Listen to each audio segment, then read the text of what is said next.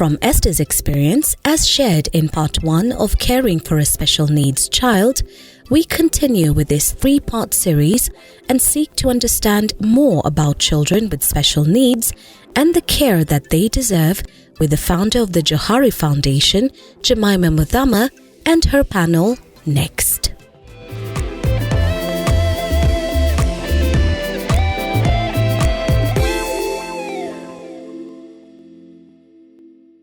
We're here with a panel to talk about our children with special needs. Thank you for joining us. You're all looking fantastic and wonderful.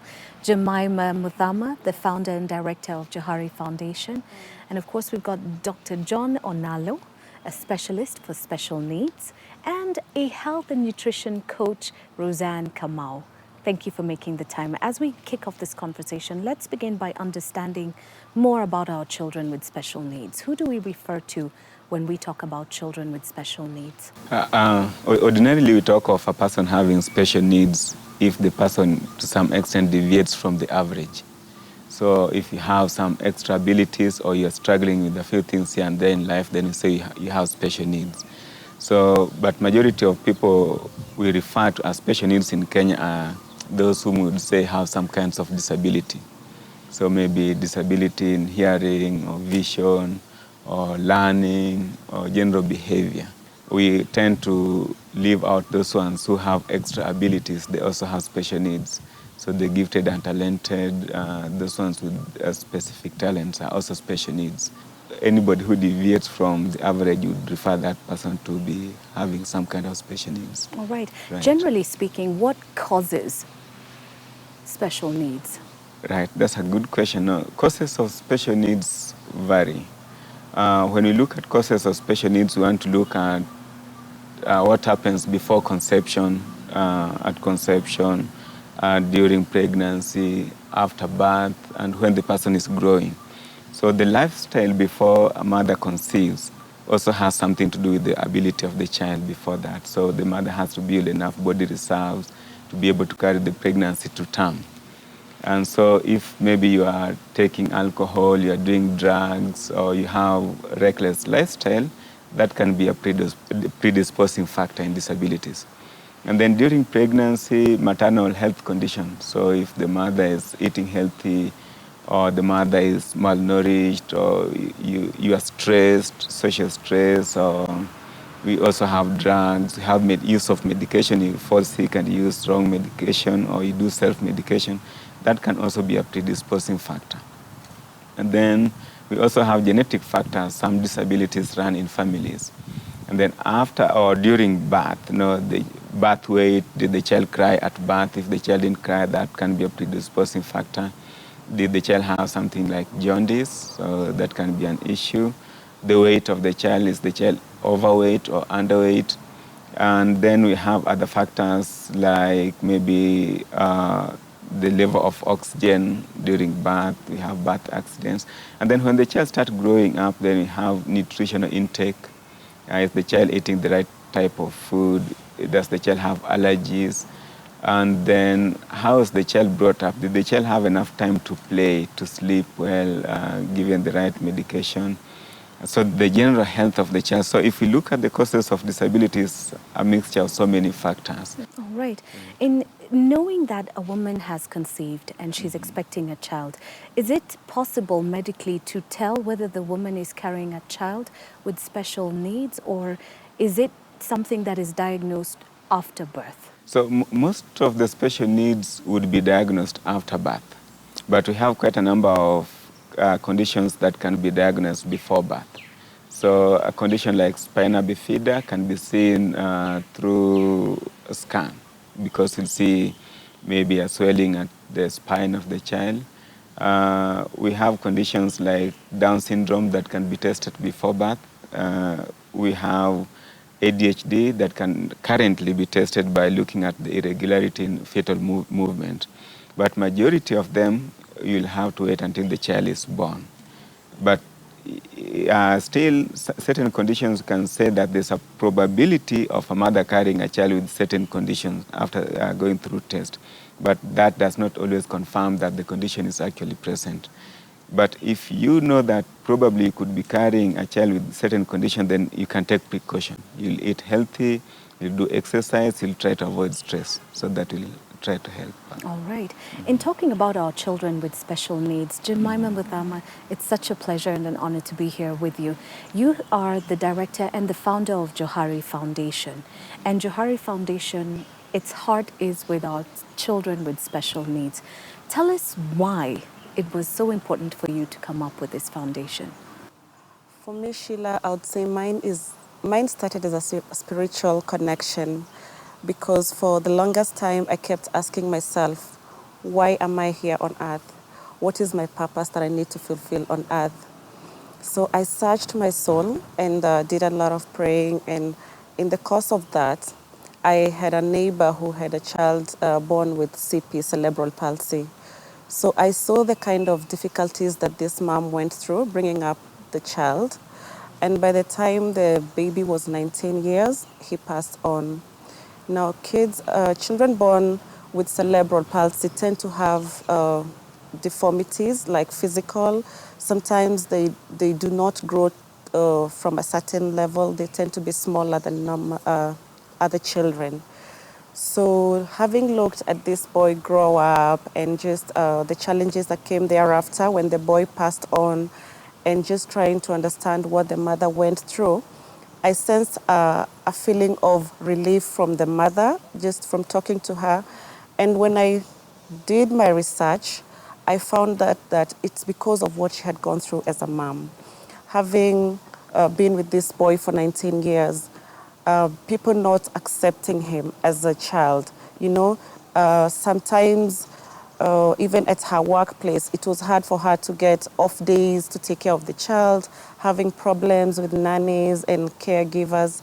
It was such a big challenge, yes. And so for me, I decided that I needed to do something. Once again, this is an area that is really neglected by our society, and nothing much is out there about our children who are born with these special needs. So I took it upon myself, and I thought that this is the path that the Lord wants me to walk. Now, in saying yes to that calling, we understand that families with children with special needs go through a lot of stigmatization, and you've also mentioned that. Yes. And the question that I'm going to ask you, Dr. John, goes back to stigmatization. And stigma stems from a lack of understanding, a lack of awareness. And in your opinion, what do you think we need to do as a society to start breaking down those barriers and to start dealing with stigma? Because our children need us, whether they're from rural areas and underprivileged areas or from, well-to-do families. They still need our help. How do we begin? So breaking the stigma has to do with acceptance. So we need to create awareness out there. We need to let people know that anybody, for instance, can develop a disability at any stage in life. You could be a very intelligent person doing very well in your life, and something happens and you lose everything that you had acquired in your life. And disability is uniformly distributed throughout the world. It's amongst the rich, amongst the poor, everybody, in every society you'll find, actually I say in every family there's a disabled person. If you look at your lineage, you look at your brothers and sisters, there's always a disabled person. So it's distributed. So we need to understand that disability is with us and we must help them. So the most important thing is to carry out awareness, disability awareness. All right. In talking about awareness, I go back to something you just mentioned when we began to speak, and we were talking about causes. And you mentioned diet, especially for the mother just before. I'd like us to talk a little bit about diet before, and I think the question that I'm going to address to our health and nutrition coach, and this is looking at diet for the mother during, carrying the pregnancy. So let's look at that, because the doctor did mention that it can contribute to challenges later on for a child. So why is it that important? When you're carrying a baby, it's imperative that as a mom, you're not only just taking care of yourself, but you're really taking care of this baby that you're going to be bringing onto the world. And so one of the things that we talk about is ensure that, number one, your nutrition is clean. that you're eating healthy foods, that you're taking care of this vessel that you have. And so as a mother, it's really important that, number one, you're eating the 3 food groups that we talk about: your carbohydrates, you're eating your fats, you're eating your proteins, you're eating your vegetables. So you've got to make sure that all the food groups are represented.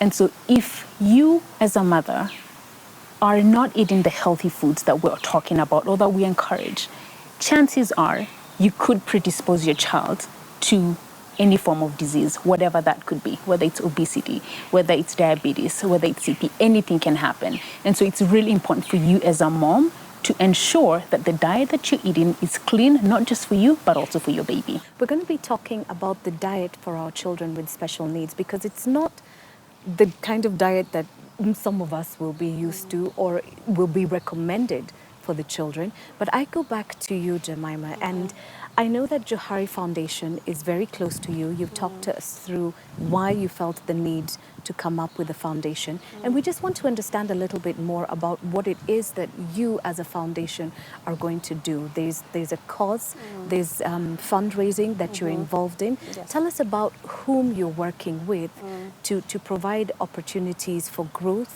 and support. Okay, Johari Foundation will be hosting its first dinner, That Elegance for a Cause. I've been working for the last 2 months and a half with 5 ladies, Roseanne, Esther, Shriti, Marina, and myself and Linda.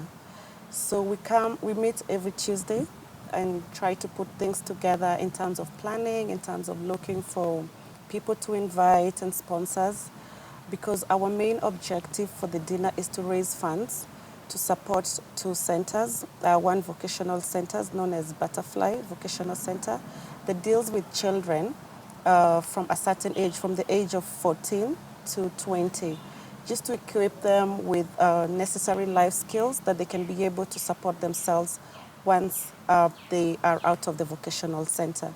Because what happens in our society is that most often these kids are neglected. They do not have any social skill that they can use to support themselves, even financially. Once again, these are normal children. They can be able to do what we can do, only in a special way. And in doing that, we're also calling upon our society, and that will do a lot during the dinner, even bringing sensitization through the media. And thank you very much for having us here, so that the community can know that we should, all of us, try to have these children working in our institutions. If each and every institution just employed one person born with special disability, we would improve our community and we will bring the stigma to an end. Okay, Yes. so it's helping a center, it's creating opportunities for Yes. networking, Yes. and dinners. Dinners are really good. It's Yes. great to host dinner, but then if you know that you're going to sit and have a meal, and in having that meal you're going to be helping somebody else, that's always a meal worth having. Yes. But now that we're talking about dinner, Dr. John, let's talk about diet for children with special needs. What do we feed our children? As my colleague mentioned, balanced diet is necessary. But for persons with disabilities, balanced diet is not always balanced the way we would look at it, because a big number of people with special needs have dietary needs that is different from that of a typical person. So they tend to have a lot of allergies, they tend to have a lot of intolerances, and sometimes their requirement for certain nutrients is higher than that of a typical person. So generally that tends to be individualized. It varies from one child to the other child. But if you look at, for instance, fruits and vegetables, they would probably need more. If you allow me just to give a typical example of 2 conditions. You see, the daily need for vitamins D for a person with Down syndrome is nearly double of that of a typical person. So your need for vitamins D is roughly 400 IU for a typical person. For Down syndrome child, it's nearly 800. But then their body cannot synthesize enough of that 400 that a typical person needs. So there's, in that case, need to eat foods that will give them enough of that. People who are quite hyperactive, let's say people with autism and people with attention deficit hyperactivity disorder, tend to burn their sugars very fast. So if you give them direct sugar, then they secrete a lot of adrenaline, which fires them. So they can't just sit still. They're up and down, they're running, because they have to burn that sugar. And when they finish burning the sugar, then they go down with that sugar, because now they don't have enough energy again.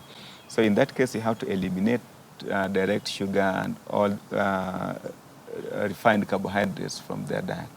So you give them low glycemic food, something that will release energy slowly for a long period of time, so you balance their energy level. Then you also find that their requirement for essential fats tend to be higher. You see, for you can now sit and listen to me and ignore all other things that are happening in the environment, so you can regulate your attention. But if you couldn't do that, then you use a lot of mental energy, trying to listen to me, trying to look at the camera, looking at the vegetable. So your requirement for omega-3 goes higher. So in that case, need for essential oils. So omega-3, 6, and 9 tend to go higher than that of a typical person.